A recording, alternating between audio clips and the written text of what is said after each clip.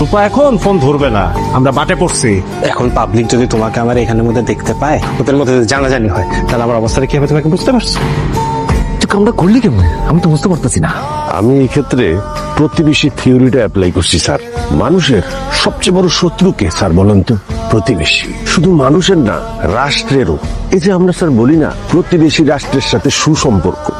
প্রতিবেশী রাষ্ট্রের সাথে কখনো সুসম্পর্ক হয়? সুসম্পর্ক থাকলে তো দুই দেশ মিললে এক দেশ হয়ে যেত। তুই তো বড় দার্শনিক রে। জি স্যার। রূপা, হ্যাঁ কোথায় গেছিলি তুই? দোকানে গেছিলাম, কাজ একটু ছিল ফোনটা তো। ধরবি না? বাসায় যাব না, দেরি হয়ে যাবে। সরি রে, সরি। আচ্ছা আমি বাসায় গিয়ে ফোন দিব। আচ্ছা। আসেন, আমি তো বুঝতে পারতেছি না এর লোক কেমনে কথা কমু।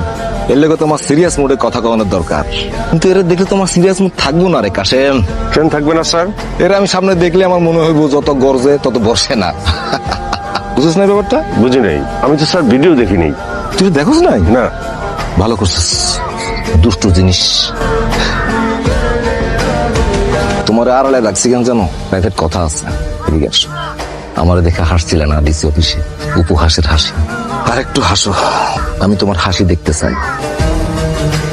আমি চাইলে ভিডিও বাজারে ছাইরা দিতে পারি, আর তুমি যদি চাও যে না ছাড়ো, তাহলে কি করতে হবে তুমি তো বুঝতে পারতাছো।